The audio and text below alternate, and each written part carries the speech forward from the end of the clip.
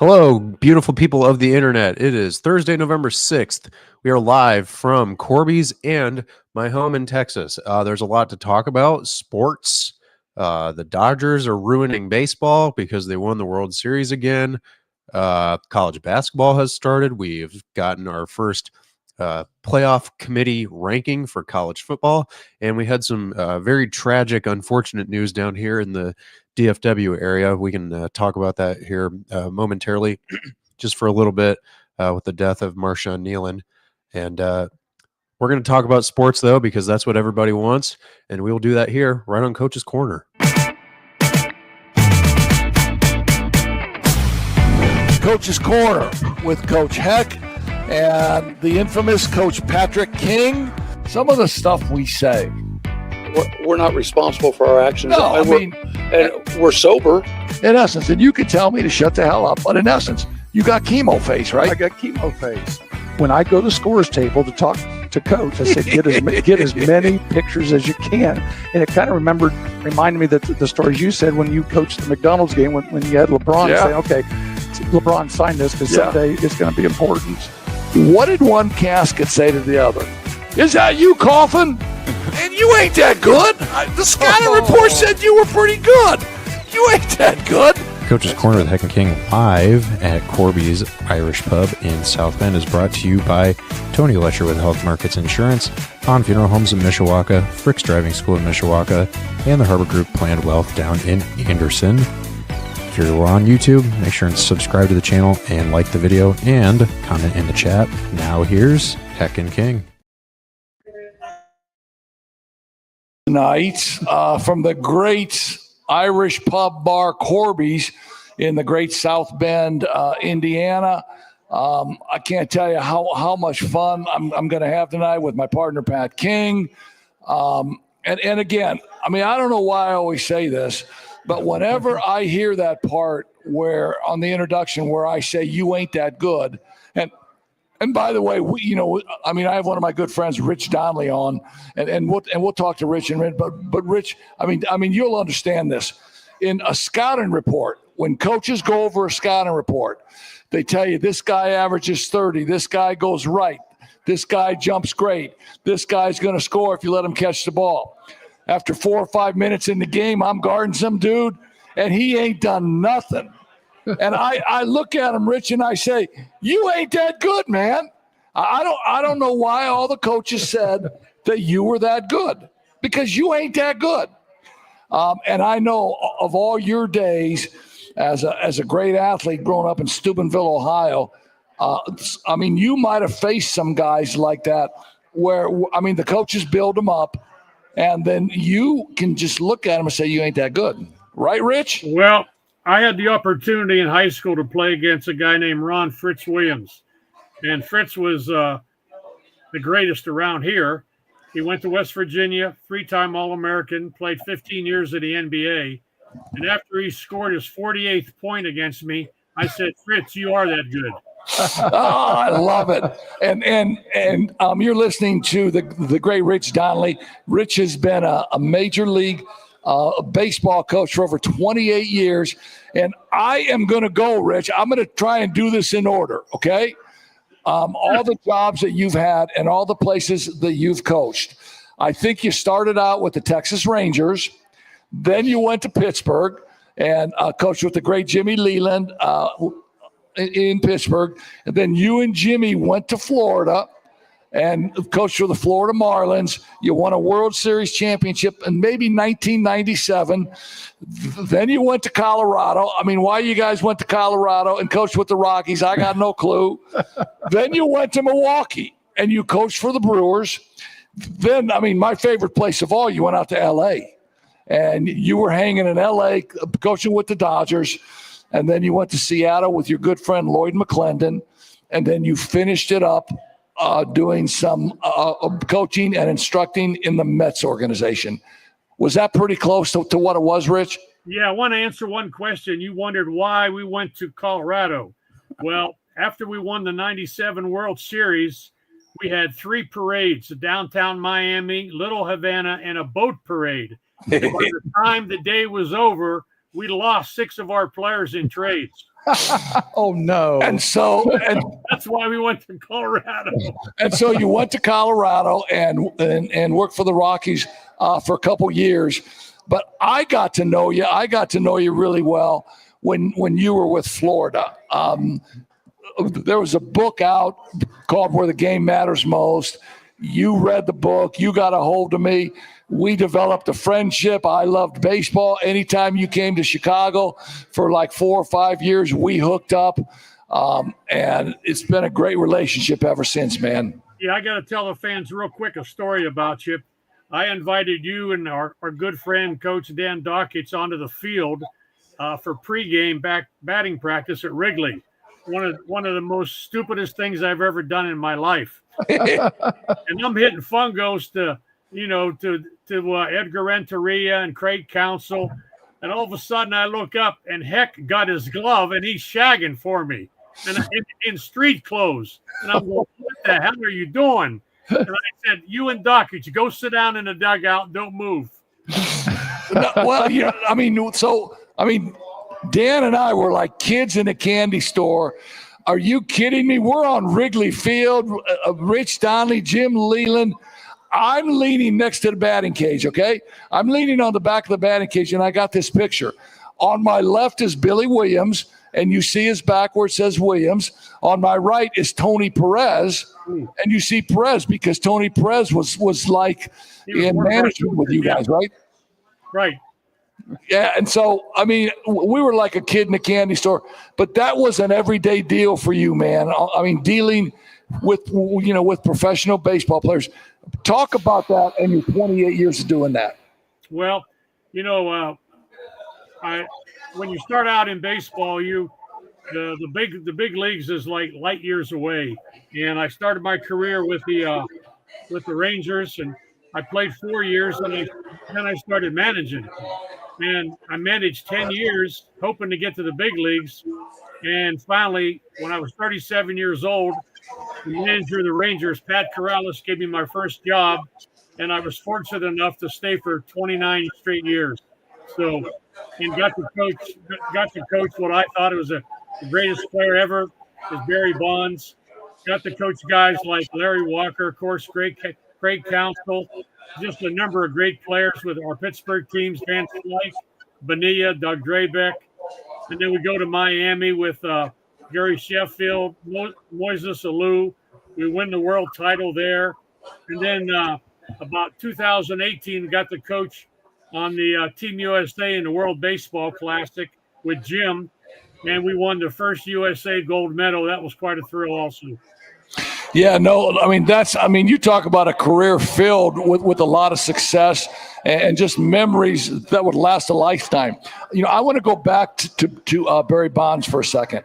I was talking with somebody today, and he was very well versed in baseball. And Barry Bonds, I want to say, came out of Arizona State, right? Correct. Was very, very confident as a youngster. Was very almost cocky as a youngster. And when he went to Single A, Ed Ott was the manager of the Pirates Single A. Now I know you remember Ed Ott. An old-time catcher. And the story goes that Barry Bonds walked into the clubhouse and started screaming, "Barry Bonds is in the house! Barry Bonds is in the house!" Walked into Ed Ott's office. Ed Ott looked at him and said, "Get the F out of here now." Yeah, that's Barry. Yeah, and then in spring training, when Barry made it up to the major leagues, there was always a story out there that Barry and Jim Leland had a little altercation on one of the spring training fields, right? Exactly. I was standing right there when it happened. What happened is that we had a rule, Heck, where the photographers were not allowed in fair territory where we stretched. Well, Barry had his own personal photographer, and he was out there. And our great coach, great player, Bill Verdon, who was like, he was like the Pope for the Pirates, and very well respected. And Bill told Barry, you got to get the photographer out of here. And he goes, "Bill, he's staying. He's my man." And Bill goes, "I don't care whose man he is. He got to get out." And then Barry started MFing Bill, and here comes Humperdinck That's what we call Jim Humperdinck. He used to sing at karaoke. He thought he was Engelbert Humperdinck. Even on my phone, I don't have Jim, I have Hump. So Hump come over, and they 17 bleeps. It went on all day. He threw him off the team. He threw him out of practice. When we go back, I got to finish this story if I can. We go back to our condo, and we turn on TV, and it's on all day long, 17 blips. And they show it, and they show it, and they show it again. I'm laying on the floor, and Jim says to me, he says, "You want him?" I says, "No, get rid of him. He's a pain in the butt. He's disrespected Bill Verdon. Get rid of him." So about 15 minutes later, Jim's puffing on a Marlboro, laying on a couch. He goes, "You want him?" I says, "No, get rid of him. You put up with crap for 3 years." I get up to go to the refrigerator to get a Coke. Jim's laying there just smoking Marlboro. They're playing it over and over and over. I says to Jim, "You want him?" He says, "You're damn right I want him." So then obviously Barry came over to the good side and had an understanding of what it was to be a major leaguer, and then ended up having just a phenomenal career, right? Well, yes. And after that situation, every Pirate on that team knew who the captain of the team was, and it was number 10, not number 7. So who was number 10? Jim. Oh yeah, no, 100%, 100%. And when the coach has the respect of the best player, it makes things so much easier, right? Yeah, everybody knew who the captain of the ship was from that point on, and that's Jim. You know, everybody doesn't realize Jim had a very successful career in the minor leagues, probably 17 years, won a number of pennants. And I got to manage against him when I managed in AAA. We managed against one another. And Jim was the same in A-ball, AA, AAA as he was in the big leagues. Yeah, no, and I mean, Dan Dockich and I got a chance to meet Jim and talk with him. And both you and Jim are huge basketball fans, right? Oh, absolutely. You know, when you guys came and I told Jim, he says, "Who are those two clowns with a glove on?" And I told him who they were. He says, "Well, where they staying at?" And you guys didn't have a room. So Jim had a big old suite down at the Westin Hotel in Chicago. He says, "You guys are staying with me, and you guys stayed the night there." Yeah, no, I remember it like it was yesterday, man. And I mean, two slaps like me and Doc. We lived out our boyhood dreams. I mean, thanks to you. So when you're with the Pirates, man, you got great players. You got Andy Van Slyke. You got Bobby Bonilla, who, by the way, still getting paid, right? Absolutely, for about 10 more years. Yeah, who's still getting paid. And you had great players. Which one of the players in your Pirate days were the absolute leaders on your team? Well, it's funny. I go to the Spot Bar every morning, heck, for coffee. I don't drink, but I go down there for laughs, just for laughs. And the guys asked me the same question. They said, "Who was the leader of your Pirates team? Bonds, Bonilla, Draybeck, Jay Bell?" And I said, "No. It was our catcher, Spanky LaValliere." Spanky was like the mayor, 5'6", little short, stubby guy. Everybody on the team feared him. He used to chew Doug Draybeck's butt out every time he pitched. He would talk back to Bonds. Everybody respected him. Spanky was our leader. Yeah, I mean, that's amazing because most of the time it's going to be a player who has numbers, but Spanky LaValliere, and I remember him. His real name was Mike LaValliere, right? Correct. I do remember him, and he was a tough little catcher. I got to tell you a great baseball story, and then I want you to tell me a great baseball story. So obviously you know Rick Sutcliffe. Rick Sutcliffe pitched for the Cubs, had a great career for the Cubs. Is pitching in Cincinnati. This is, probably his last couple years and didn't have much left. He's on the mound in Cincinnati. They jack one off of him. The cannon goes off in center field. And the next hitter comes up. The very next hitter, the first pitch, jacks another one in center field. The cannon goes off again. and Billy Connors is the pitching coach for the Cubs. Billy Connors goes out to the mound, and he gets out to the mound, and Rick Sutcliffe says, "Hey, I don't want to hear anything, Billy. I'm terrible. I know I'm terrible. Go back to the dugout. I don't want to hear anything." And Billy Connors says, "Son, I got nothing to say to you. I'm giving the guy time to reload the cannon in center field." That's a true story. I know. Now tell me. I mean, give me a story or two like that, man. I mean, because people, they have no idea what goes on. I mean, you guys are together like 6 or 7 months out of the year, and I'm sure there's some funny stuff that happens. Well, one day Doug Draybeck was pitching, and Doug's our best pitcher, Cy Young winner, but this day here was kind of rough. First pitch, double. Second pitch, triple. Third pitch, single. Next pitch, home run. So Jim goes out to the mound, and he goes, "What the hell's going on out here?" He said, "Spanky, what's he got?" And Spanky goes, "I don't know, Jim. I ain't caught one yet." Oh, no, I know. And people got no idea what transpires or what they say. And speaking of that,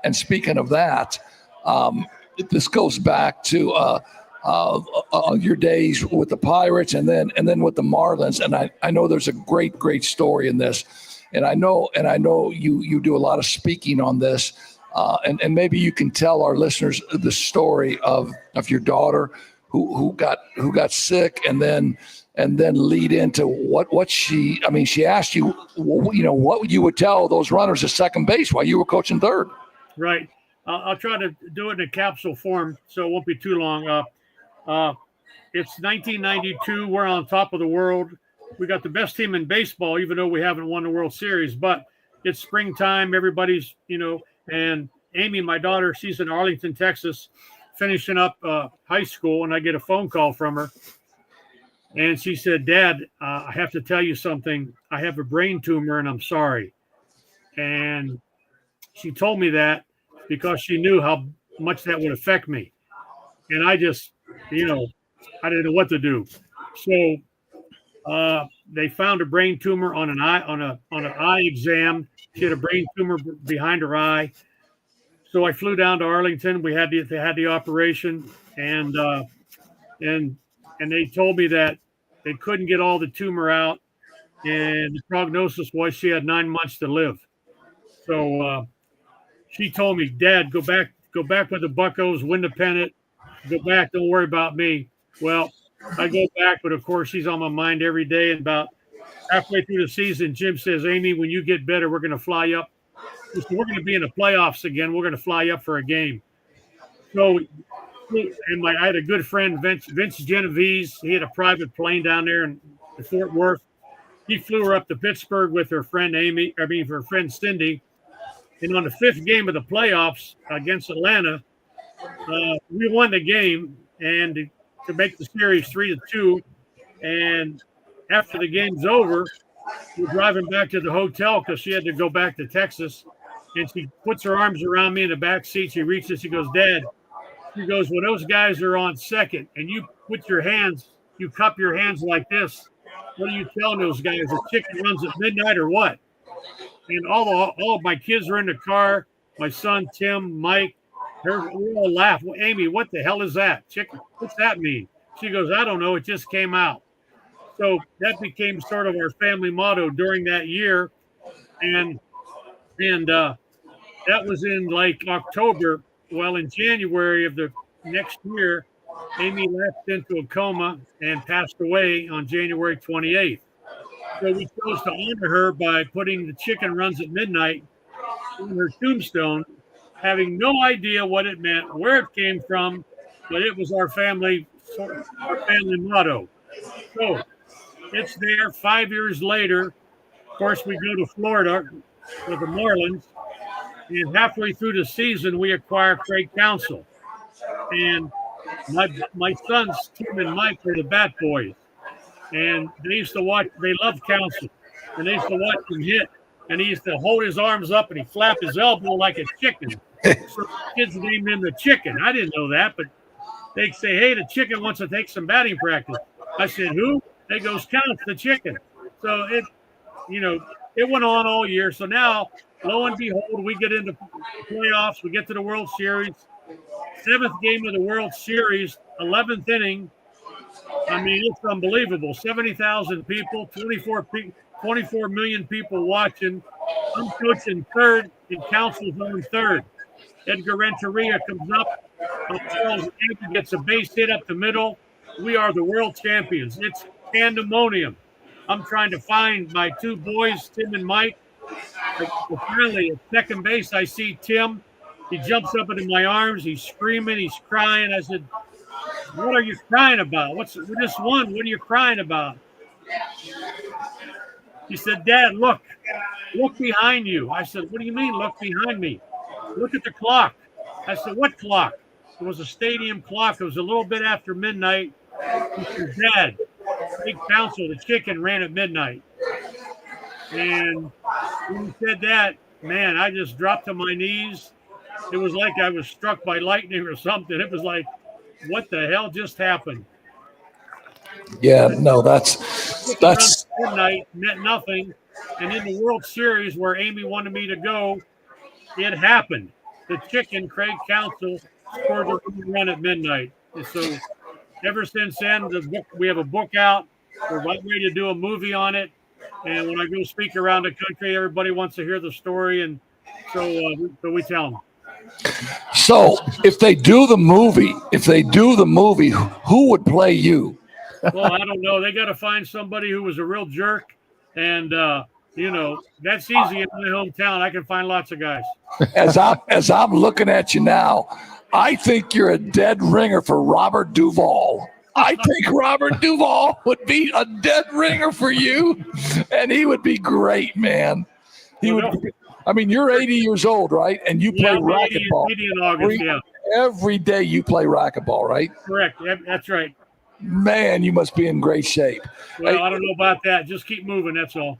All right. So talking about being in shape, what do you think is the state of Major League Baseball right now? Well, I think it's great. You had a great World Series. I think you had more people watching it than ever. And the thing that's changed in baseball, heck, over the years, guys from different countries have almost taken over the sport. Guys from Dominican, Venezuela, Japan, and it's worldwide. And you got the whole world watching now. And you got players from almost every country. When we won the championship in Florida, we had guys from 7 different countries. That was 20 some years ago. Now there's guys from every country on earth. In fact, I talked to my good friend today, Mariano Duncan, my roomie, and he just took a job as a manager of a team for the Dubai Cobras. Wow. They're having ball over there in Dubai. They're having a short season this year, but baseball for real is going worldwide. Yeah. So, next year we're going to have a season. The year after that is when the collective bargaining agreement is up. And I'm thinking it's going to be a war because I know what the owners want, right? Right. They want a salary cap. The owners want a salary cap. The players are dead set against the salary cap. Right. I've been through about 5 of these. About 4 of them were work stoppages. And even one year we had the replacement players for all spring, right up to the first game. The players' union is awful tough. They're undefeated. And all 4 of the work stoppages they've won. So I don't see them giving in. And I hope they can get it settled because baseball is at its top popularity right now. And the last thing you need is a strike the way it was, 15, 20 years ago. Hey, Rich, let me ask you, let's go back to last week in the World Series. I think it was the game Scherzer pitched. We were talking about conversations at the mound. First inning, he throws 3 pitches, and he's behind 2-0. And they didn't go out and talk to him. They just left him there. Well, there's certain pitchers that when you go out to the mound, you're going to get a face full, and he's one of them. Pitchers like him, I go back to our guy. We had a guy, Kevin Brown. They don't want nobody coming near them. They're competitors. That's why they're good. And like one pitcher told a manager when he come out to say something. He goes, "Look, the only thing you know about pitching is that you couldn't." and you couldn't hit it either. And you couldn't hit it either. I'll be fine. But guys like Scherzer, Verlander, Kevin Brown back in the day, Greg Maddux, those guys are special. You just leave them go. They're the best at what they do. Yeah, and if you're a smart pitching coach, you can go out and get your point across by not even mentioning anything about pitching, like Billy Connors did, right? Yeah, Billy was great, and then back to Art Fowler, who worked for Billy Martin. Art, like Billy would tell Art to go to the mound. Art goes, "Oh man, what am I going to tell him?" He'd go out there and he'd tell the pitcher. He says, "Pretend I'm yelling at you, nod your head, and then I'll go back to the dugout." Okay, good. That's phenomenal, that makes sense. man. Wait, how about Game 7? I thought it was interesting. The Dodgers obviously were all hands on deck. I thought it was really phenomenal that those starters, dove in like they did. And I think the only one that didn't pitch was maybe Kershaw. Yeah, you know what? It was, if you talk to any pitcher who's pitched in the big leagues and say the day after you pitch, how you feel, the last thing they want to do is pick up a baseball. I bet. They usually hit the whirlpool, swim, run.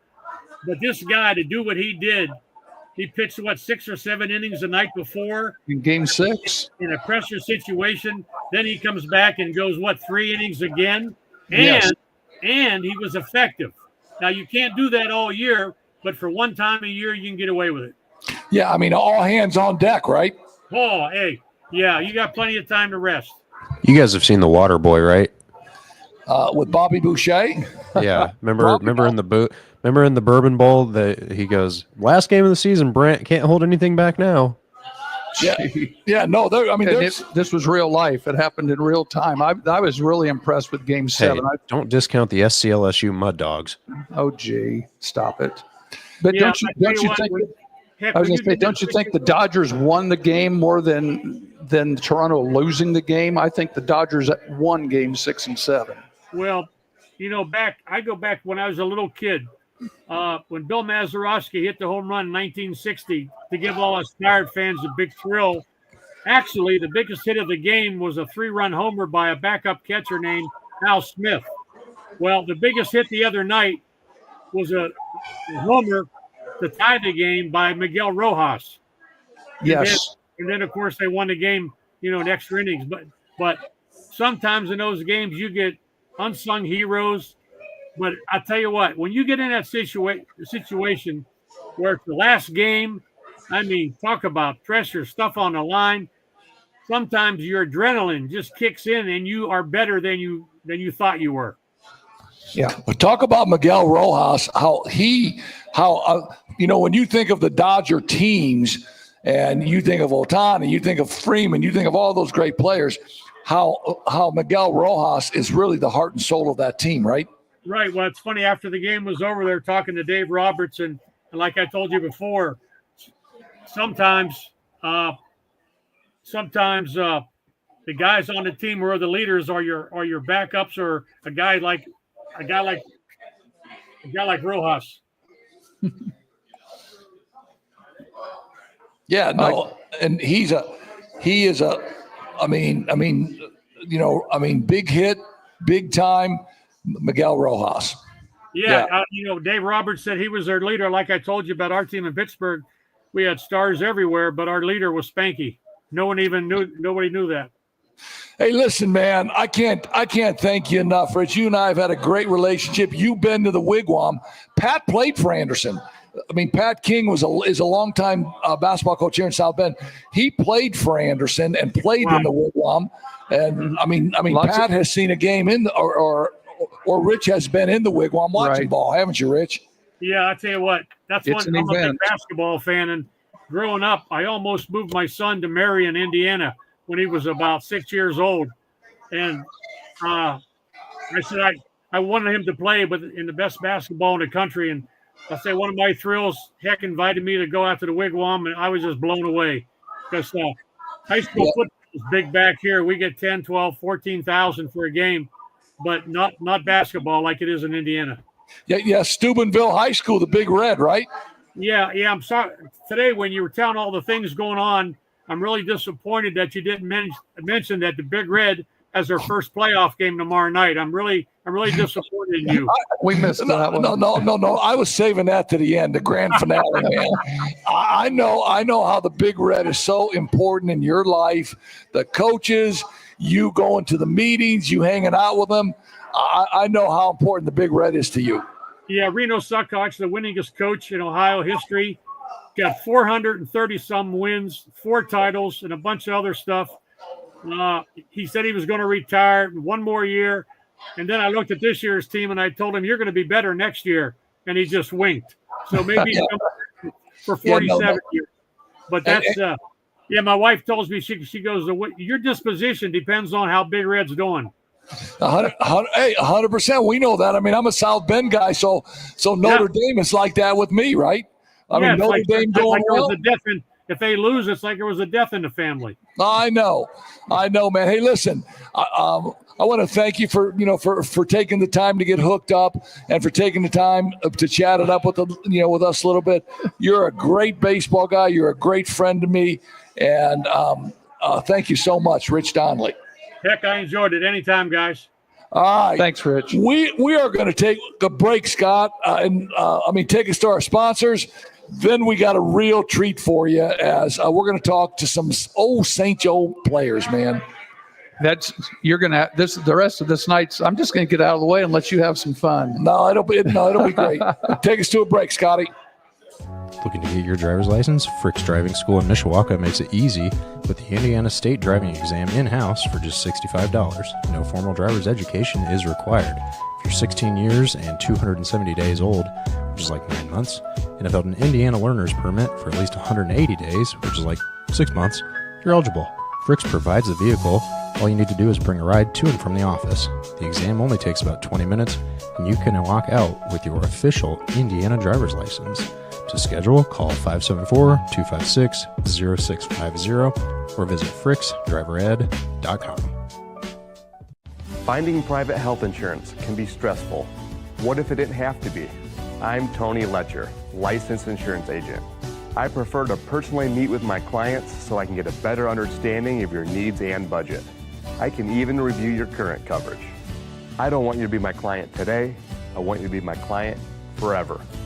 Call Tony Letcher today to schedule your free consultation or visit tletcher.com.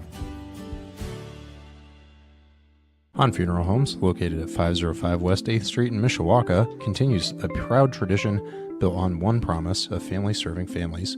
With deep roots in the community, Han Funeral Homes offers traditional burial, cremation services, and now pet cremation options, providing compassionate care for every member of the family. Families in Mishawaka have long trusted Hans to guide them with dignity, understanding, and personal attention through life's most difficult moments.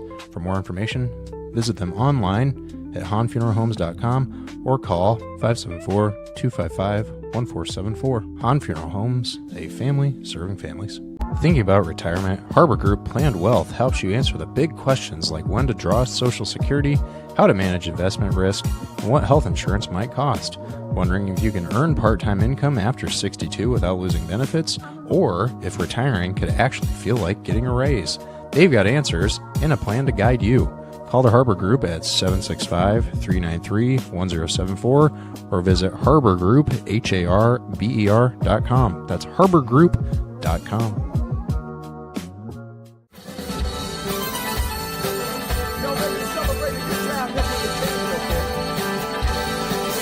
Back with more Coach's Corner with Heck and King.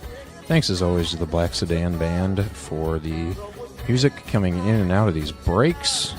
If you're interested in booking them, they do travel. Head on over to blacksedanband.com and give a special shout out to their drummer, who happens to be Heck's brother. And now, here's more Heck and King.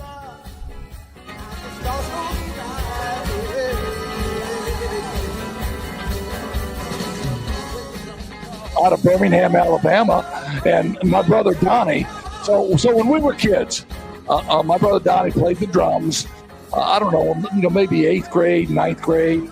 And then he stopped because of athletics, right? And so then he moves to Alabama. He's working. He's got kids, blah, blah, blah. He's 65 years old, and he takes up the drums again. That's therapy. He plays in a Southern rock band in Birmingham, Alabama every weekend. Wow, that's cool. So I am so happy. I mean, I got a couple of my guys here who I played basketball with, grew up with, actually. Mike Ledusky, 1973, St. Joe Husky. Hell no, St. Joe Indians. And also a St. John Spartan. We went to grade school together. 69. I got Jimmy Goddard in 1973, St. Joe Indian, but he's a St. Cash guy. St. Cash Indian. Yeah, no. I'm an Indian in and out. Man. And so, we are here, and it's a great time to have my guys here and hang out, but we're here for, a really sad reason also, because one of our great friends, Dave Kuzmits, who played on that 1973 team, was a starter for 3 years at St. Joe. Yes. Played on that team with Tom Abernathy. Junior year for him. His junior year, that won a sectional. Yeah. Got a 4-year scholarship and played for Notre Dame. Correct. And but then plays in Ireland for a bit. He relocates out to Boston. Tell that story when he moved out to Boston and he had to take his car. Well, let me tell you.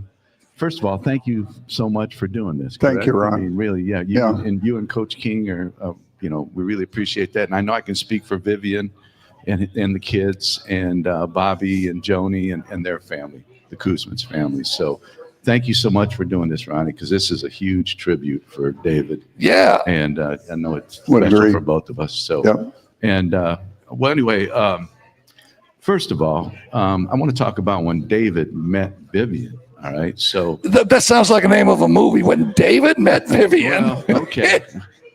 So Dave and I would go to a local discotheque here called Cinnabars, and we'd go on Fridays, Saturdays. Stop! Flashbacks. Of course, we were at Cinnabars when we were 11 years old. Yeah, Come on, man. You might have been. I wasn't. We were much older than that. But anyway, if you know, Dave kind of looked like John Travolta. Yes. The way and I think Vivian thought he was John Travolta. Had to be. She thought, man, I'm meeting David John Travolta. I'm sorry, Viv, but anyway. So anyway, they met there, and the rest was history, man. So it was just like he was love. So was she a South Bend girl, or did she go to Notre Dame? She was from St. Andrews University. Oh, okay. Southwest Michigan. Yeah, and I know, I didn't know like her background and stuff at the time, but they hit it off so well, and Dave was just awestruck and love and whatever, and so he moves out to Boston. So when he decides to move out to Boston, he's got to pack up everything, correct? So he gets a U-Haul, but he has this old Pinto. I mean, I don't remember what year it was, 64 Pinto or something. It didn't go any faster than 30 miles an hour, maybe. And it was just, I don't even know how it, I can see him driving it, man. And I think he got it from his sister or something. I don't remember exactly the whole story. But I do remember driving down Diamond Avenue, going to his house, and we're going down Diamond, and there's a kid riding on a bike and going faster. He just passed us. Just passes. Well, anyway, Dave's packing up everything. He wants to take that Pinto, and we're trying to figure out how we're going to do that. And he's got a truck, and he didn't want to put it on a trailer in the back of the truck. So I was like, well, the Coos, we called him Coos at the time, and he's always been Coos for us. It's been that way. So it's like, Coos, hey, I used to work at Allied Stamping over on Sample Street. They got a dock. You can drive that, that car up on the dock, and maybe we can pull that truck to the back of the dock, and you can drive that truck in the back of the truck, and drive that car in the back of the truck. And we do it one Saturday. He drives that Pinto in the back of this U-Haul and puts it back in there. And all right, so then we pack everything in front of it, right? And then it's like, he goes, Jimmy, what am I going to do when I get to Boston? I was like, I don't know, man. I don't know. That's on you, man. Yeah, that's it. Right. But anyway, he ends up finding a rubble pile. I think it was a bunch of stone and just all kinds of stuff. He backs up to the rubble pile and supposedly bags it down there, got stuck and whatever. But yeah, so he took that Pinto with him, man. It was that's a great story. So let's back up to, the 1971, 1972. We're at St. Joe. You guys are a year older than me. Right. But we play for the legendary, and he would be a Hall of Famer if he wanted to be, the Hall of Fame coach Bob Donewald. And we all know how tough it was to play for Coach Donewald, but the brotherhood that developed amongst us players, right? And Dave was right in the middle of that. We were okay. Okay. We were okay. Dave was freaking great, Yeah. right? Agreed. And I think, to build on that, Ron, 71, and this goes back, pardon to the listeners right now and viewers, but 71, 72, 73, there was at least 4 South Bend teams in the top 20. We had no class system back then. So it was really competitive. A lot of guys that played Division I basketball. And the brotherhood was there, though, because during the summer times, we'd either play at Notre Dame at Steppen Center. We would go on the south side and play at Newcomers. On Sunday nights. Yeah. So we had, but it was always a good mixture of guys. And I'll shout out to somebody now about the brotherhood, because he put this in his obituary notes to Dave. It was Steve Austin. Yeah. Austin, Steve, if you can hear this, God bless you. I hope your health is good. But Steve talked about the brotherhood and how we would compete, but we always had the respect, and we had that love for each other, and we understood each other and where we were coming from. So it was a magical time frame there. And Dave on the 71 team, he was a number 3 fiddle. And then cost us the B Team City Championship. Yes, it did. We'd have won the B Team City Championship. Yes, we would have. Thanks, Coos. But so he was the third, because the other 2 guys, Abernathy and Laskowski, go to IU. Then our junior year, Dave becomes Robin to Abernathy's Batman. And then senior year, then he took over. Yeah. And the other thing, too, I was just prepping for this a bit. He goes to Notre Dame, and Notre Dame's got a who's who team his freshman year. They've got Dantley. They've got Shoemate were the 2 big guys, but then they get Ray Martin. They got Duck Williams. Brokaw. Clay. Gary Novak. Yeah. Great team. It was an unbelievable number 3. They finished up the year that year.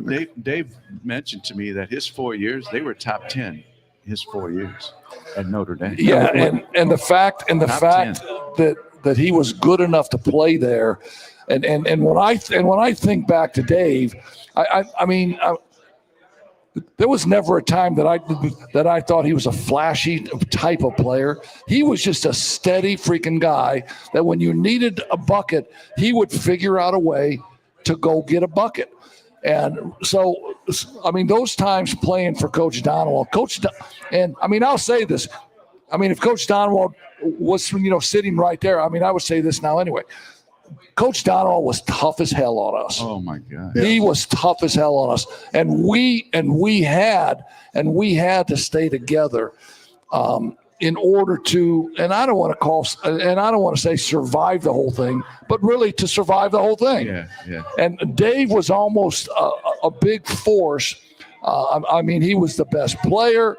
He was a leader, and he was almost a big force saying, come on, guys, let's go. Come on, guys. Yeah, Let me talk about that a little. No, he would definitely. When you got in that doghouse with Donald, you were in trouble. You know that. Yeah. I mean, and I was probably the leader of the doghouse. I don't know. That's just the way I felt. But Coos would always come up to me and say, Jimmy, he's just trying to make you better. He's just trying to make you better. And, I believed it. And of course, he made us all better. Yeah. And Mike, I mean, going back to the doghouse, as a junior, you played a lot as a junior, and right. you had great minutes in that team as a junior. And then as a senior, he messed with you a little bit at the start of the season because, yes, he did. I mean, you were coming back. You were going to get the major minutes. You were going to be the 4 or the 5. You went through a bit of a slump, and then he kind of set you on the back burner a little bit. And then after the holiday tournament, it all and then you had to play your way back. And then, it was boot camp at times, but we did have to stick together. And talent-wise, we didn't have the same talent as a lot of the other teams. So we had to do other things in order to succeed. So Coach knew that, and I even talked to him today, and he brought that up again, that he said, you know, St. Joe's teams then were a smaller version of the IU teams that he was involved with. They may not have had the best athletes, but they were the best team because they were prepared right, they knew what each other could do, and we were disciplined. Yeah, and we had no business in that sectional because, I mean, I say this all the time. I've been so lucky in basketball, man. I coached the McDonald's All-American games. I coached Anderson. I had all kind of players. And you got a chance to play with me and Mike. No, 100%. But, I mean, I always say this when people ask me.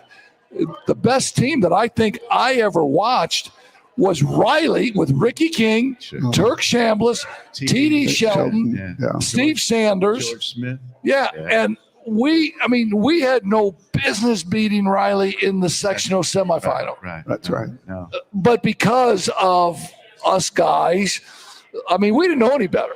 I mean, Donald would tell us, hey, get on the stairs, give me 100 stairs, do this. We did it. Yeah. And then when it came down to those times, we were so prepared.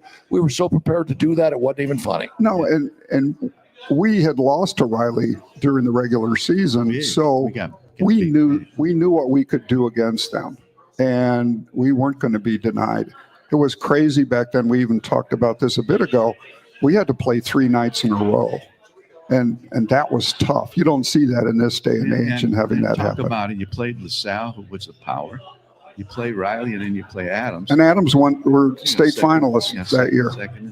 Yeah, and so you know, if you think back to the same thing you're saying, we play Adams in the regular season, beat him by 25, 28. 23, 93, 70. You always knew every freaking thing, man. Yeah.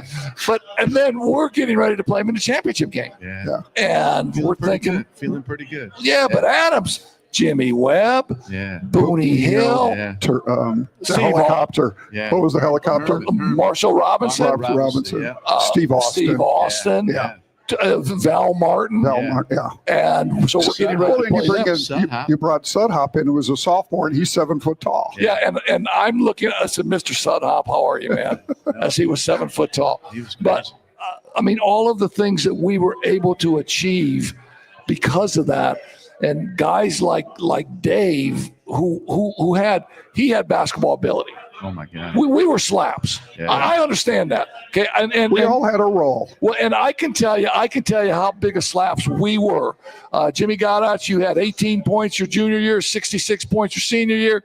You close out your career with 84. Yeah. Mike Ledusky has 72 his junior year, 156 his senior. You close it out with 228. Thank you very much. I have 18 my junior year, and I tell you why I got 18, because I acted like a little 5th grade school girl.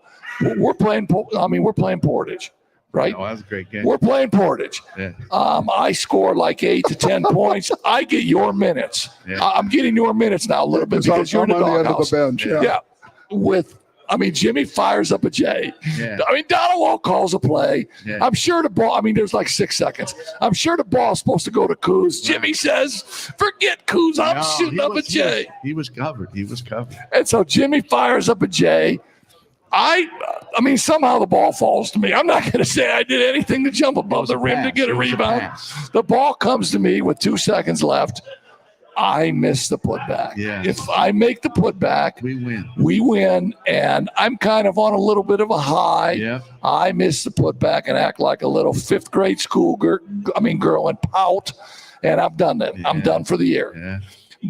But Dave has, as a sophomore, he scores 101 points. Now that's a lot of points with playing on a great team. Yes. Yeah. As a junior with Aber, he scores 400. As a senior, he scores 498. Yeah. Now, if we would have had these sights when we were growing up, we would say, hey, coach, he's got 999 points. Yeah, absolutely. Leave him in at the end of a game. Let him get his points. Yeah. But nobody knew how many points anybody had. And Coos didn't have a great game against Portage. Remember that? No, he didn't. He had if he'd have made one extra basket, we'd have won. Hey, no, I can't. always tell him that. I can't even throw Coos under the bus. Yeah. If I put a putback in, Yeah. we win. Donald would. I mean, he would have smiled at me. Oh yeah, we'd have been, Instead of saying, "What's the matter with you, man?" yeah. We were on a roll. We'd have been on a roll. No, Yeah. Thank you for missing the layup because, because then yeah, I had a chance again. it brought you back in. So when I miss that layup, I'm obviously pissed. I walk in the locker room. I don't know, coach is behind me. Right. I walk in the locker room. I kick the trash can. We had a scraggly ass trash can in the corner. I kicked the trash can. So Donald, squeaky little voice, Ronnie, it's about time you hit something. Yeah, there you go. And I knew. That was it. No, that was it. But that's okay. But Yeah. that's okay because the lessons that he taught me went far beyond basketball. He was by far one of the most male influential people of our lives. Yeah. Don't you think? I mean, other than our fathers and stuff, he definitely dominated, that aspect of it. Well, and speaking of fathers, I got to do a shout out before we go.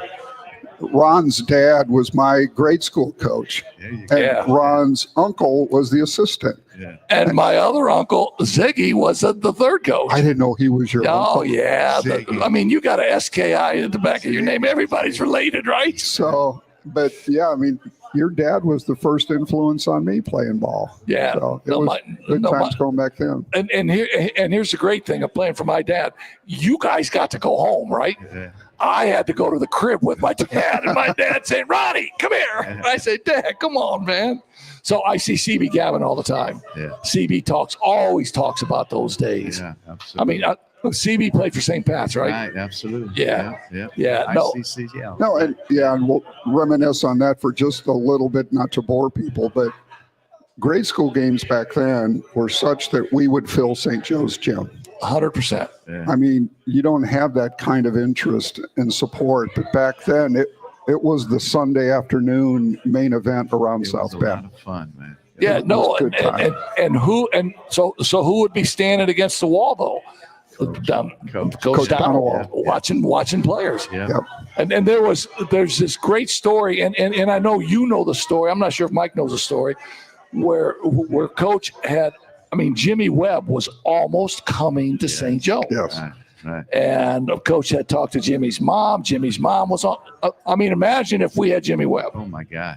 Yeah. I mean, Jimmy Webb was a hell of a player. Yes, he was. Yeah. Yes, he was. Yeah. That would have made Adam's team a lot different. Well, that would have made our team a lot different too, Yeah, because yeah. Dave would not have gotten all the defensive attention that he would have gotten. Absolutely.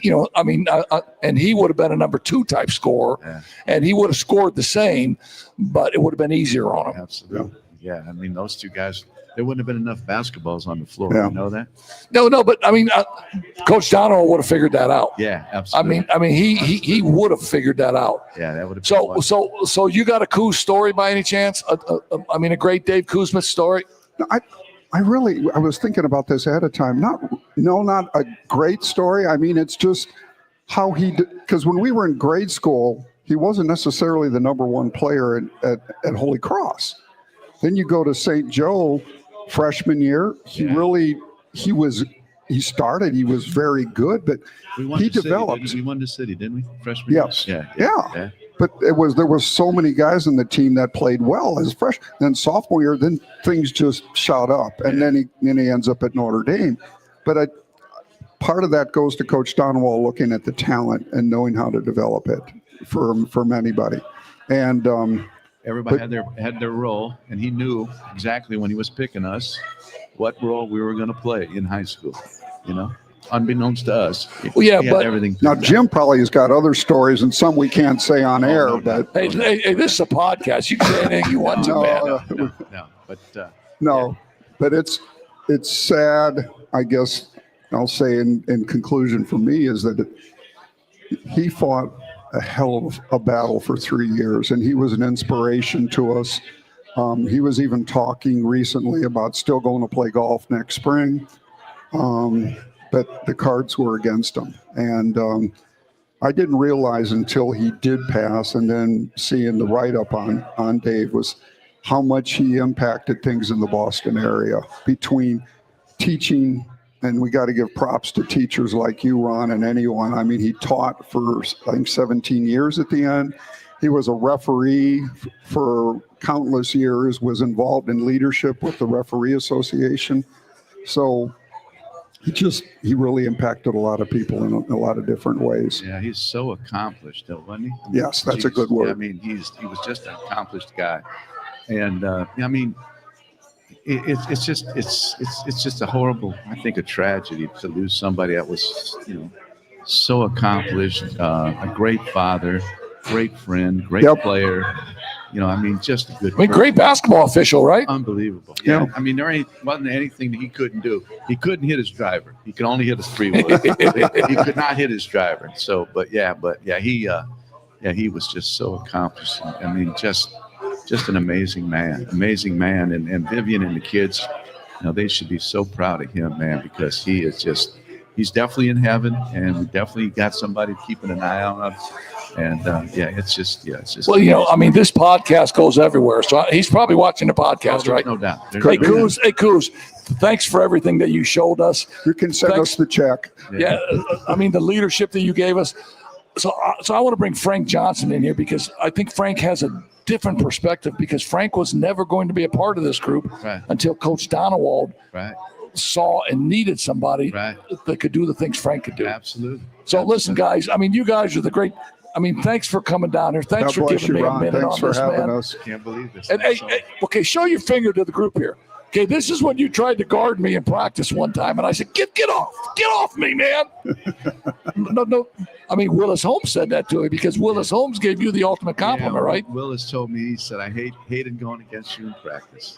Wow. So, yeah, that's a compliment from Willis Holmes. I know that. Yeah. Hey, so listen, let me slide Frank in. Frank, come on in. And I'll take. You want to come? Take Mike's. And Jimmy can stay on. Okay, you're going to go. Yeah. Well, I'll tell you.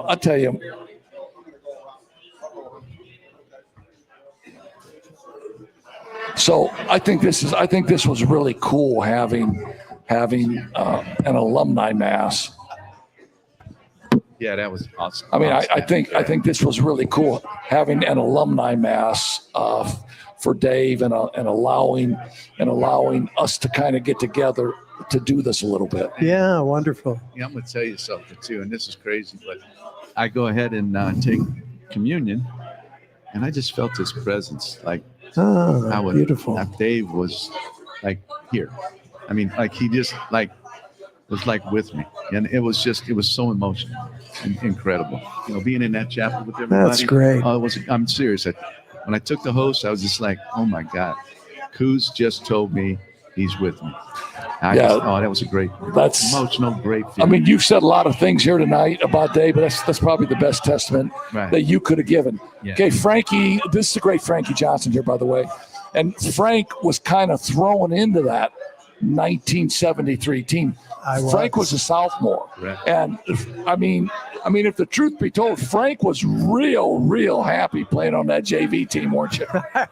I was, and I was completely surprised not only to be playing B team as a freshman, but to play varsity as a sophomore. And I have to say this because I got to play a lot, and I got to play with Jimmy and Gary.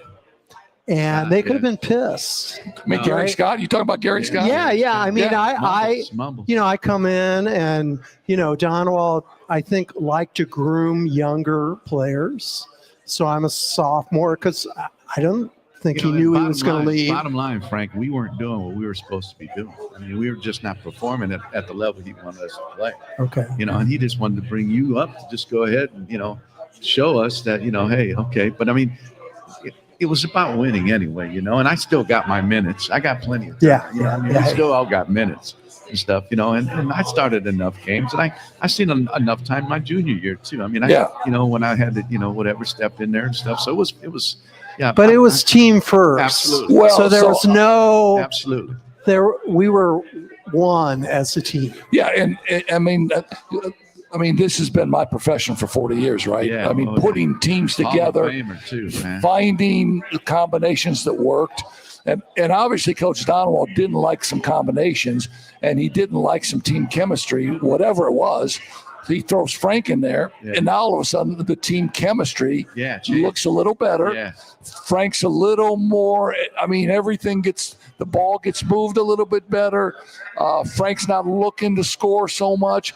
If he's got a J, he's going to take the J. If he can get to the rim, he's going to get to the rim.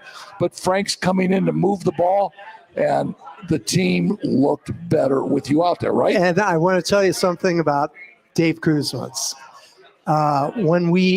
When I joined the group, he didn't know who I was. So he said, identify.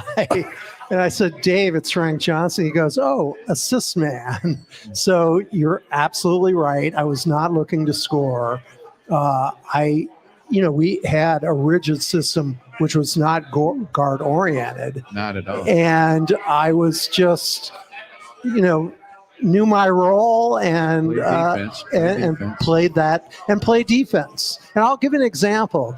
When I was a freshman, Perry Coleman came in, who was, for you and I, and for that team, an integral part of the team.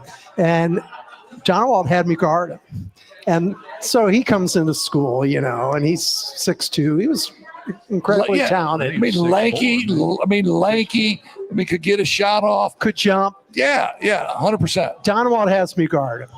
Perry turns with his elbow and elbows me in the chin, right? And, it's like, because I suppose because I was a football player, it's like, all right, let's do it, And so there was, I suppose, an element of that also, Yeah, defense, Well, and an element of toughness, and an element of just looking at something different. Well, Coach could put the puzzle together. Yeah, 100. That's a great way to say it. He could put the puzzle together. So when that happened, that took some clock away from you. Absolutely. But when we looked at the outcome of how we were playing on the court, and we had gone through that winning streak, and we were playing pretty good basketball, it seemed to fit together. Yeah. And then there was no animosity. I mean, it's just, if you don't play very well, you're not going to play. Well, and you just try and take care of business in practice. Absolutely. Yeah. Absolutely. Yeah.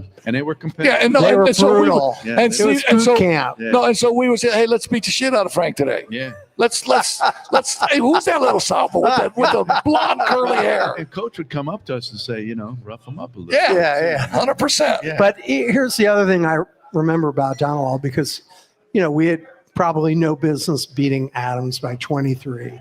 But we or Riley in the semifinal of the sectionals. Right. And before that game, we had played a Friday night game, and he had us go to his house. Probably around 11 o'clock. Yeah. And he had a little board, and he said, this is how we're going to defend them. Right.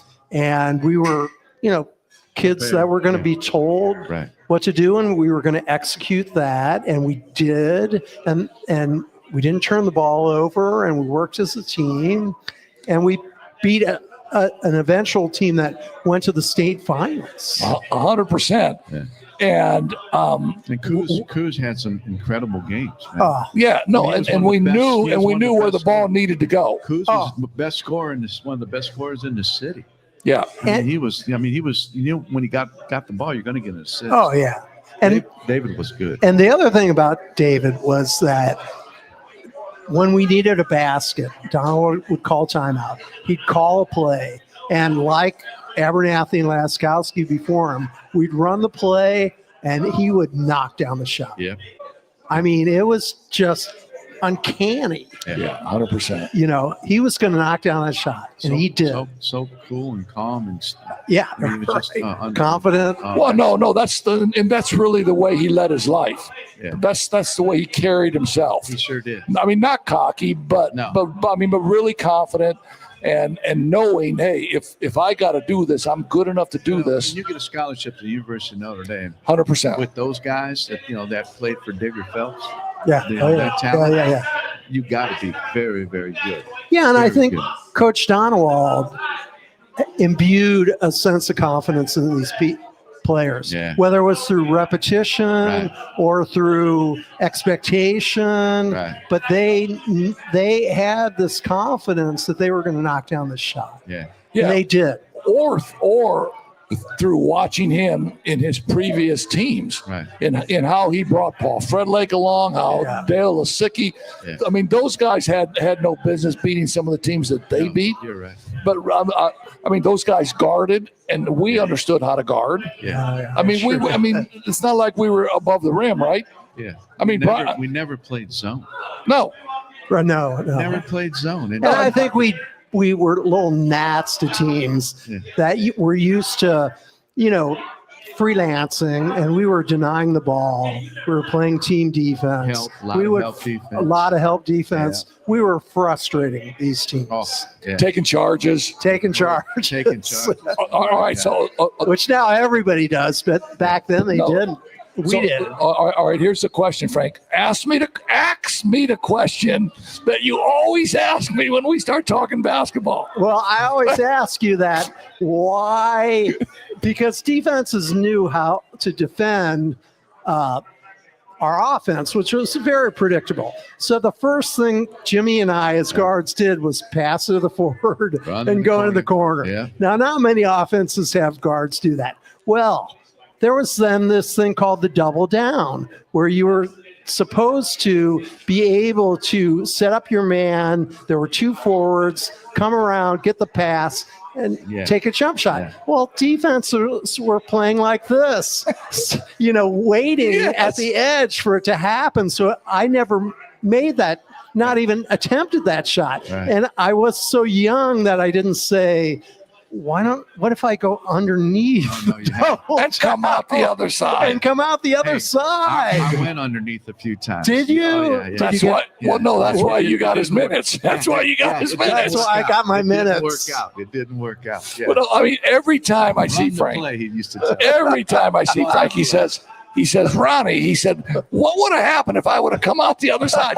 And you know what I always said? Ask Jimmy. Yeah. Ask Jimmy what would have happened. That's a fact. That's a fact. But I mean, if you think about it, Ron, they were overplaying us. I get the 100%. ball, Oh. then I either 100%. get a layup or I give it to you or Bella, and we 100%. score. And Frank, 100%. I would go back to the bench and say they were overplaying.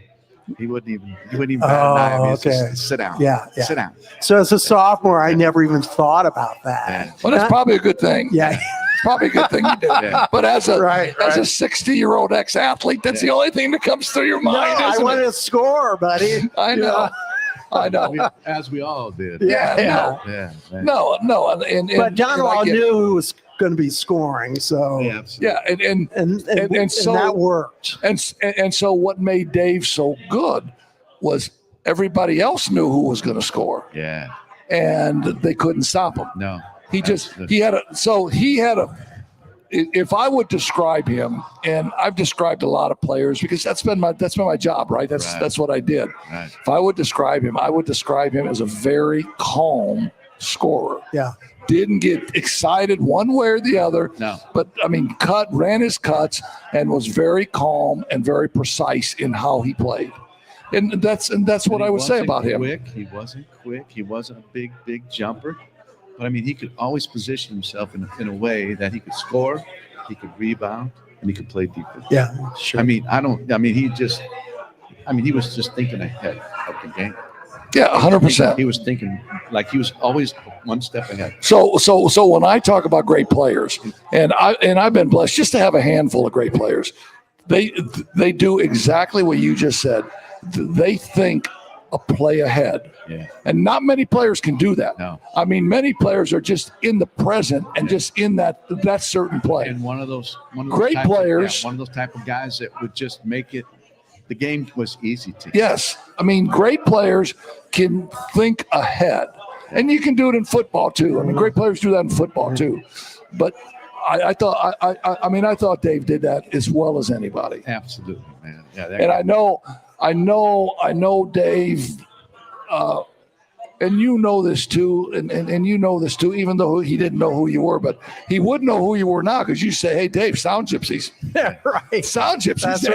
right. Right. But Dave loved all of us, man. And Dave was strong though too.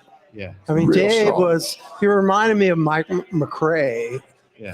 Same Holy Cross, Yeah. tough kid, Yeah. strong, 6'2". So he not only he could he shoot, but he could battle too. Yeah. Yeah. Yeah. He was very. Yeah, and in his life, because that's what he's done the last few years. Absolutely. He Yeah. battled. He kept his mind right, and he never gave in. I used to call him a warrior all the time. I say, Coos, you're just a freaking warrior. Yeah. That's what you are. You know, and this is an interesting story, and you guys know how how important he is to me. I've got diagnosed with prostate cancer, right? And I didn't want to I don't know, tell a lot of people, but I called David, and just like he was when my mom passed away when we were kids, he was right there for me, and he was like a rock. I mean, the bond, I don't know, he'd be like a brother. I mean, he was just amazing to me. I mean, at times maybe even a father. And he was just that type of guy. And then when he gets diagnosed, we even got even closer, and we could talk about things and stuff. And he wasn't about to give up, And the lung cancer was like less than 1% of whatever cure rate or something. It was crazy. And he was a fighter, And Yeah, he was. unbelievable, man. And I mean, to this day, like I said, he'll never be forgotten. No, not at all. I won't let that happen. I will not let that happen. Yeah, hey, listen, I want to thank you two guys. Mike was awesome on here. You've been awesome on here. You've been awesome on here, man. So much for having us. This is what we were bred to do at St. Joe. We were bred to be brothers, to be in each other's lives. I mean, not only as high school kids, Right. but as we've grown on into adulthood. This is amazing. 50 some years later. 100%. Yeah, it's Look at wonderful. 100%. Let me ask you this question. Okay, have you been to see Sound Gypsies yet? No. Are you kidding me? Jimmy, you'll be know. my first invite. Oh, absolutely.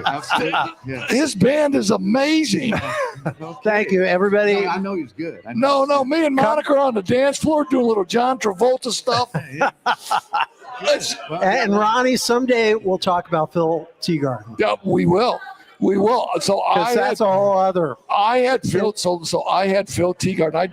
I did another show for another station. I didn't know you were a football coach. I had Phil Teagarden. I had Ronnie Chris was my Giesman, football coach. freshman. Yeah, That's right. amazing. I had Chris Giesman. That's amazing. I had Bill Doba, Amazing. and I had another famous. coach on, and we were doing a show. Well, I had forgotten that these guys are 80 years old. Yeah. I mean, I'm just thinking I'm gonna ask them a question, and they would say yes. Yeah. I say, so I asked Phil this question. I said, Coach, talk about your great coaching staff that you had. And I didn't even think to tell him which. He's telling me about when he was a junior high coach at Green Elementary. Bob Jones, he was great. Joe Smith. I said, stop, Coach. I'm talking about Dan Lauer, Marty Friedman, Dan those Lauer. guys. Right. Yeah. But I forgot those guys were 80. Yeah. And all the stories that he had, he couldn't get them rolling And again. you guys both saw Dan Lauer. Oh, Dan Lauer was a ferocious Yeah. force. he was amazing. I had him as my driver's ed teacher, man. Yeah, and he was beloved 100%. by those defensive guys. They 100%. love that guy. 100%. Marty Yeah. Friedman. Yeah. I mean, Marty Beloved. Friedman would still scare me today. He would do those isometrics. He had that voice. He had these Oh, my huge. God. Wasn't he a wrestling coach too? Yeah. Yeah. Wow. Yeah. All right, boys. Listen, man. Thank you so much for Thank stopping you, by. Ronnie. You guys are the best, man. Coach's Corner. Coach's Corner is so lucky to have you. We had Rich Donnelly on, who was a third base coach for the Pirates, the Marlins, the Dodgers.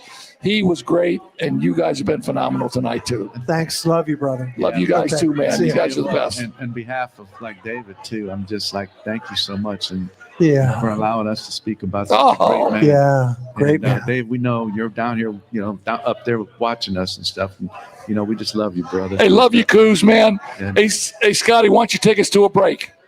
Thinking about retirement, Harbor Group Planned Wealth helps you answer the big questions like when to draw Social Security, how to manage investment risk, and what health insurance might cost. Wondering if you can earn part-time income after 62 without losing benefits, or if retiring could actually feel like getting a raise. They've got answers and a plan to guide you. Call the Harbor Group at 765-393-1074 or visit harborgroup.com. That's harborgroup.com. Han Funeral Homes, located at 505 West 8th Street in Mishawaka, continues a proud tradition built on one promise of family serving families. With deep roots in the community, Han Funeral Homes offers traditional burial, cremation services, and now pet cremation options, providing compassionate care for every member of the family. Families in Mishawaka have long trusted Hans to guide them with dignity, understanding, and personal attention through life's most difficult moments. For more information, visit them online at hanfuneralhomes.com or call 574-255-1474. Han Funeral Homes, a family serving families. Medicare plans can be confusing, but they don't have to be. I'm Tony Letcher, licensed insurance agent. I can help you compare your options because I'm appointed with many nationally recognized carriers. With my help, you can find the coverage that fits your needs and budget. I don't want you to be my client today. I want you to be my client forever. Call Tony Letcher today to schedule your free consultation or visit tletcher.com. Looking to hit the road with confidence? Frick's Driving School in Mishawaka has been helping drivers of all ages gain the skills they need for a lifetime of safe driving. With experienced, patient instructors, including our very own Pat King, and flexible scheduling options, Frick's makes learning to drive easy and stress-free. Whether you're a first-time driver or need a refresher like our own Ron Hecklinski, Frick's has you covered. Plus, for just $65, they offer the state driving exam in-house. No need to go anywhere else. Visit fricksdrivered.com where you can call 574-256-0650 to get started today. Back again with more Coach's Corner. Shout out, as always, to the Black Sedan Band, now within their... Well, they've been with us since the start. We'll just say that. They do travel, so if you're interested in booking a great cover band, go to blacksedanband.com, or you can check them out on YouTube after you're done watching us, of course. Now here's more Heck and King.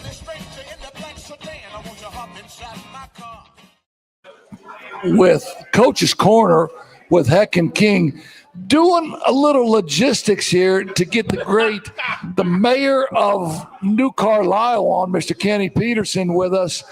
Hey, welcome back, boys. Oh, I got quite a nice visit. No, I'll tell you, I had a great visit with a couple of ex-high school guys that played with the great late Dave Kuzmits. We told some stories, we told some lies, and we had a great time. Here's what I'm going to have a great time about right now. College football playoffs. Oh, yes. It came out. Yes. It came out. The brackets came out. Let me tell you, we have And here they are. Well, I can't remember his name. He's sitting right over there. That's the big guy right there in the gray is the one that actually in the Rudy story. He played at Notre Dame. I think his name's Eddie something. Is that Rudy? No, this is the guy. That's not Rudy? This is the guy that tackled the guy low and held him up so Rudy could finish him. All right, man. Okay. All right. He's the low man of the deal. Yeah, but he played for right. Notre Dame back in the 70s. We were over there, had a good talk. So let's get to this right now. 12-5, Memphis at Georgia. As it stands today, because I don't think that these will hold true. No, They're going to change. No. They're going to change weekly because I'm going to tell you They're going to I change. have it on the screen. Yeah, good. They're going to change just like watching. a pennant race Well, in baseball in I mean, September. a 9 and an 8, or I mean Oregon at Texas Tech, but Oregon plays at Iowa this week. That's a trap game right And anybody that plays at Iowa, Yep. it's the toughest place to play in the Big Ten. And IU found that out because IU scored a touchdown in the last minute to win the game. Yeah, Right. After putting 50 burgers on everybody else. Yeah, so that'll be a tough game, and you might see some things shake out with Oregon. But as it stands now, Well, here, Oregon has at Iowa, Minnesota, USC, and then at Washington. So 3 of their last 4 games are against ranked teams. They've got That's three. a gauntlet there. Yeah, they've got three good It's going to be games. tough. And watch out for Washington. I think Washington's really good. Yes. Yeah, and 11-6 would pit Virginia against Ole Miss. I don't know if Ole Miss will hang on because of who they have left in the SEC yet, or I don't know if Virginia will hang on, but that could change. For Virginia, it's kind of one of those where how good are they really? Are they really good, or are they baking bread off of a very bad ACC? I don't know, because their only loss was to North Carolina State. Yeah, and that was a non-conference game. And we'll see. But 10-7 would be Notre Dame at BYU. Here, can I tell you something real quick about Ole Miss? Please do. They're not going to lose again. They finished with the Citadel, Florida, and then the Egg Bowl. Okay. Yeah, no, you're 100% right. Ole Miss, Sharpie. They have a Lane Kiffin won't non-conference lose. game. They have a non-conference game this week. But here's the deal with Lane Kiffin and the Ole Miss Rebels. Will the talk of him going to Florida, or he'll have his pick, right? But the one he should pick would be Florida. Would that talk distract his football team? I don't know. I think it happens every year. He's the latest. He's the favorite flavor of every job opening every year. And then who's to say he's not going to go through and say, hey, guys, I like it here at Ole Miss. I don't have the pressure like it would at Florida or LSU or name your big SEC school. And how I would counter that is some guys are built for pressure, man, and you know that. Sure. I mean some guys live for that. And He enjoys it. Then you got the number Does one. Lane feel pressure? He's such a goofball. Yeah, 100%. Sure he does. That's a defense mechanism. So the number one seeds would be Alabama playing the winner of Memphis at Georgia. Well, that's going to change. Ohio State playing the winner of Oregon, Texas Tech. That will change. These number one seeds won't change. Texas A&M, as long as they win, playing Virginia or Ole Miss. But here's the kicker: at Bloomington, no. Notre Dame at BYU. Yeah, but the second round games would be at the bowl sites. Notre Dame would not go to Bloomington. Okay, beautiful. I'm glad to hear that. Those are Thank you. polls. But could you imagine Notre Dame at BYU? I think they actually Imagine a game are. in December in Provo. I think their games is the Fiesta Bowl. I think Notre Dame, Indiana versus No. Well, the winner of Notre Dame BYU will play IU on a neutral site. Yes. it's the Fiesta Bowl. I think out in Tempe. So how all gonna about that? change. How about that setup? That'd be Possibly. fun. Have a rematch last year. I think it'd be amazing. It'd be a great game. I think it would be amazing. So college football is at that time right now where it's amazing. We have some games this week. Penn State's a mess, right? Penn State's a mess. So IU at Penn State. Before the season started, though, you would have said that would be a big game. Well, they haven't played since they made the change. They had a bye last week. Who did? Oh, Indiana. Penn State. No, Penn State played Ohio State. Oh, they lost to. That's right. They lost to Ohio 38 State. to I beg your 14. pardon. But you had a big game. Who did you mention earlier about your big game? Well, this no, week? my big game is Oregon at Iowa. Oregon and Iowa. I mentioned the noon ball game Saturday is BYU at Texas Tech. So in the Big 12, BYU's unbeaten in the conference. Yeah, that's number 7 against number 8. Yeah, and Texas Tech has one loss. So BYU, can they afford to lose? Right. Because they're still, everybody has one loss. Now, on paper, they can afford to lose, but is that you and I mentioned they're only going to take one of them. Right. So I think if they it's lose, those two playing in the Big 12 championship. then they'll have to turn around and have I a rematch. Yeah, they'll have a rematch the week after Thanksgiving. think the Big 12 could be a 2-bid league Okay. if it's those two. Yeah. Okay. I'm taking If Cincinnati gets involved in there, then it may be a 1-bid league. I'm taking Texas Tech in that one, fellas. Well, so in some of these games now where teams are going to be 2-loss teams, then you got a couple that could sneak into the top 12 if they continue the path around. Louisville at 7-1 and Georgia Tech at 8-1.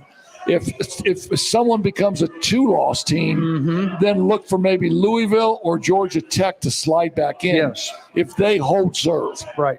Right? The way I'm looking at this is baseball season, the middle of September. Right. You know, you've got teams that are 3 games out, 2 games out. I remember we were talking about, was it Cleveland and Detroit bouncing back and forth during baseball? Every game, the standings changed. Well, that's what's going to happen every Saturday right now. Yeah, and I think I think it makes it for just it's fun.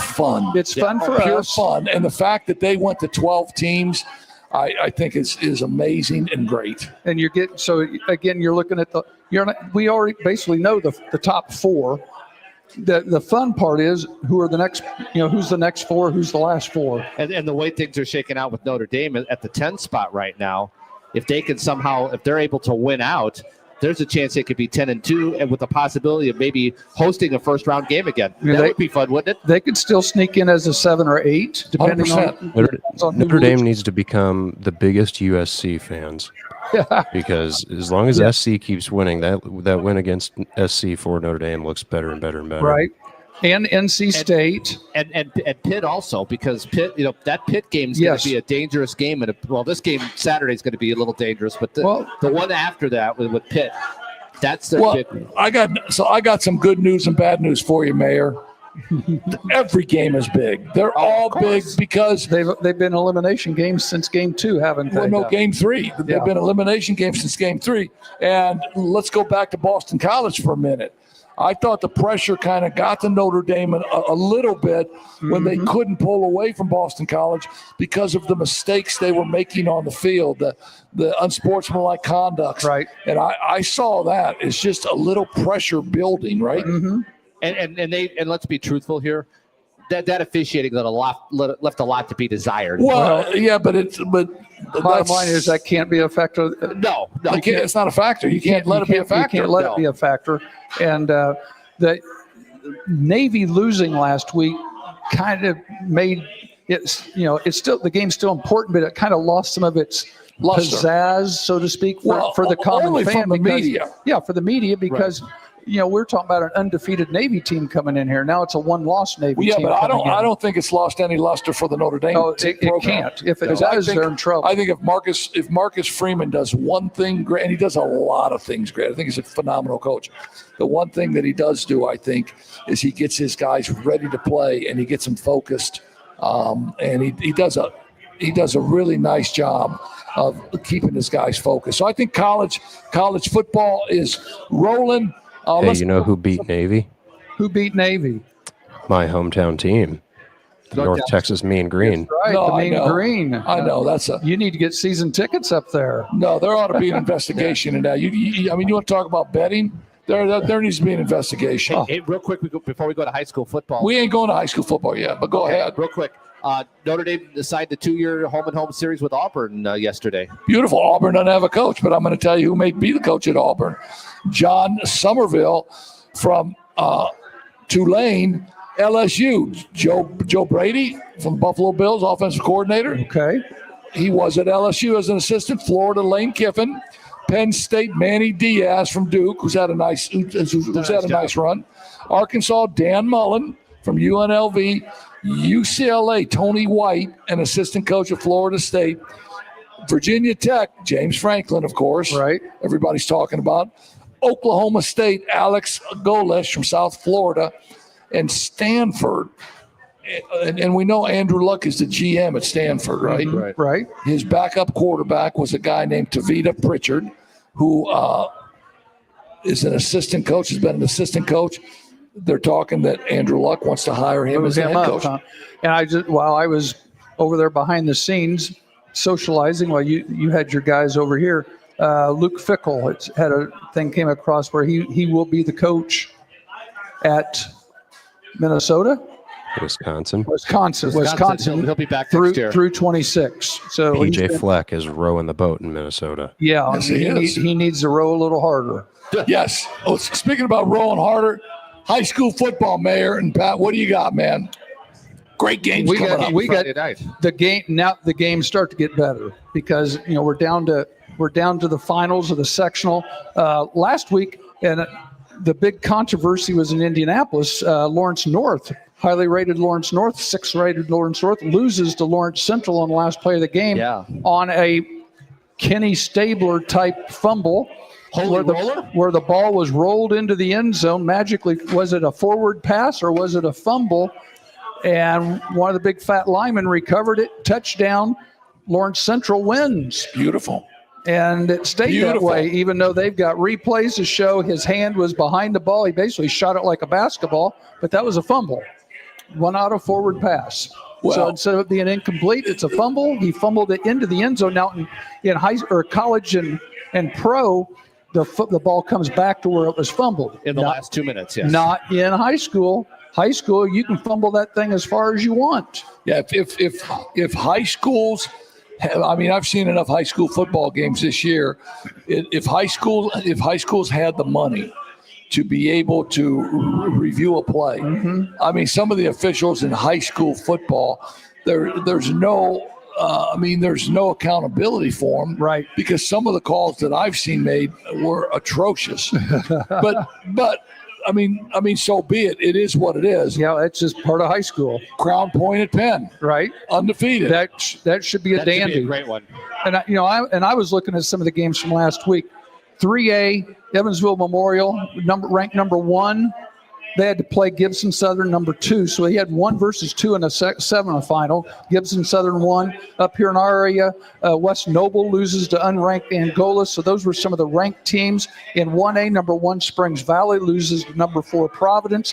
And hold on for locally, 1 second. don't say who cares yet. No. Can I say one thing? Go ahead. Springs Valley. How many did you hold Larry Bird to? Stop. That was in college. He wasn't in high school back then. No. Tell our listeners you held him to 19. Yeah, in 5 minutes. In 4. I was trying to. Okay. I was trying to. The story changes every time. My bad. Up in our area, North Judson's been the team up here in 1A. They lose to LaVille. Yep. So LaVille's figure, right? LaVille's in the finals. Good for them. So up. The power rate, it's interesting how the power ratings right now have changed compared to everything else.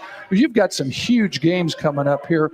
In 6A, Carmel and Westfield is going to be number 2 and number 5. You've got Brownsburg playing Avon. 5A, you've got the big game in 5A is New Pal and Cathedral. They're 1 and 2 in the power ratings. 1 and 2. In the Indianapolis area. Up here, Concord's got Fort Wayne Northside. In the 4A, and Michigan City and LaPorte too. Yeah, Hey, WC on that. He loves. Who cares about LaPorte and them? Hey. The only reason I like LaPorte is because my best friend Bobby Schellinger used to be the head coach here. Now, 4A, most of the schools up here in the South Bend area now are 4A schools. The biggest game right now is over in the Fort Wayne area, Dwenger and East Noble. And basically it's number 1 and number 6. Why wouldn't you say St. Joe at Mishawaka? Well, that's the next one. What's interesting, you tell me, they're saying St. Joe's got a bunch of kids hurt. They're like a walk wounded. Is there any inside information we need to know about this? That's true. It's true. But they're banged up. But Next man up.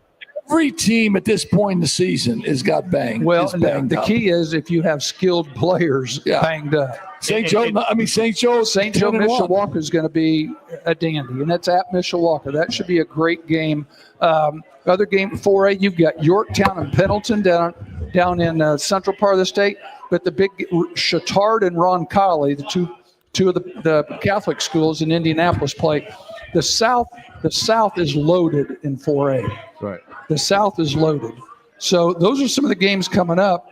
I am going to Logansport. I'm surprised you didn't mention the Marion Knox game. Well, tell me about it, because Knox has got Miles McLaughlin. McLaughlin, who made a visit this week to Western Michigan. He's not banged up, man. He's running the football like you can't believe. And he plays linebacker too. It's amazing that he has stayed healthy. I would say that on Saturday morning, Marion will be packing the gear up. Well, yeah, Knox and Mishawaka Marion. That should be a 2 or 3 touchdown ball game. But right now, Knox is the best team in the North. 100%. And in the South, you got Gibson Southern and Cascade in 3A. So who's one of the best teams in the NBA? Don't care. Seriously, I really. It's seriously. The Bulls are 7-1. So Bulls are 6-1, and Josh Giddey's coming off of 2 triple doubles. There you go. What are your Pacers? 1 for 7. 1 in forever. They've got an injured player for every loss. That's what I've heard. Plus they couldn't sign their guy. And Miles Turner. Turner comes back to town and they boo him. I didn't like that. Yeah, I didn't either. College hoops, man. That started, hadn't it? IU, Alabama, A&M. Oh, they played the sisters. WC. See, yeah. Yeah, 98-51. WC. there have been some WC. good games. There were some good games. It was Arizona, and I've watched a couple of them here. Well, it wasn't Purdue, Evansville. No, Duke played Texas. 82-51. Duke had a good game the other night. It's interesting how some of the teams are playing. You know, our sisters of the poor and the money games are paying teams to come in, which is okay. Notre Dame played Long Island from Brooklyn, who a couple years ago was in the playoff in the tournament. I don't think they're going to make the playoff this year. And then Notre Dame's men play tomorrow night. Yes, they do. And Yes, they do. so So what game are you doing tomorrow night? football, I am doing Lebanon at Logan Sports. Does that fall under WC? Well, we've got sponsors. I'm going to You there. gotta say no. So You gotta it's say going no. to be an exciting game. There you go. How's that? Who do you got?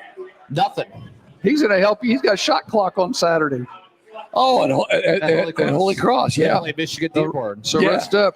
Yeah. Michigan gotta get Dearborn's usually pretty good. Yeah, this is the women's game. Oh, okay. Well, I know Yeah. the men were pretty good. They got over Michigan jerseys too. They got the big M on the thing. Hey, listen, guys. This has been a phenomenal show. Rich Donnelly was amazing. Yes. If you want He to talk started off Major League great. Baseball, Rich was amazing. We talked to some St. Joe, some old St. Joe Indians that played with a very legendary player in Dave Kuzmits. And when I say Dave Kuzmits, you played with a legendary player in Anderson named Roy Taylor. Right. Roy Taylor passed away. Lost him to cancer as well. 100%. And if you were getting together with your guys, that's exactly what kind of happened here. That's exactly what happened. I thoroughly enjoyed sitting behind the scenes and just listening and watching you guys have fun. Notre Dame against Navy this week, 7:30, man. Night game. Night game. Irish. Night Notre game. Dame. Night Give me game. some. Hey, I say this is Bears country. Some people say it's Notre Dame country. Oh, I say it could be Notre Dame and Bears country. why not? One Saturday, not one when you got- Sunday. When you got Caleb Williams slinging the ball around the yard now, I'm just saying. And we're going to have Bears weather on Sunday. 100%. Yuck. 100%. Got a little snow coming in on Sunday, a little lake effect snow. So you know what that means? I got to get some freaking yard work done tomorrow, man. Gonna Hey, raise some- I'm not working tomorrow. no, Hugh says the guy from Knox is closing in on Derrick Henry's I national saw record that. for They had that on the rushing internet. yards. I think Yeah. they had him on with Peyton and Eli, maybe. Yeah, no, and if you listen to him speak, he's well spoken. He calls most of the plays at the line of scrimmage. Yes. He'll get a play call from Russ Radke, and then he'll go up and evaluate where the strengths and the weaknesses are of the defense, and then he'll change the play to wherever he thinks it gives it the best chance to be successful. Where he can run. And obviously he's been pretty successful at it, right? Because he is the quarterback and the only running back. I mean, literally, Yeah. when you see their formation, they've got tight end to tight end. They put three running backs right behind the guards and the tackle, and then he's in shotgun, and they just run. It's just football. snow plow right or snow plow Well, yeah, left. but what is and they always say this: when the quarterback runs the ball, there's an extra blocker. Oh yeah, He doesn't have to hand it off. So every time Knox You sound runs like the Urban football, Meyer. there's 10 blockers. yeah. Yeah. Yeah. Exactly. Hey, Scott, you've been the absolute best tonight, man. Thanks for walking Rich Donnelly through the setup tonight. You guys are the best. Patrick, Time to go. Thank you. Let's go get some pizza. Mayor, thank you. We're going Yes. to get some pizza.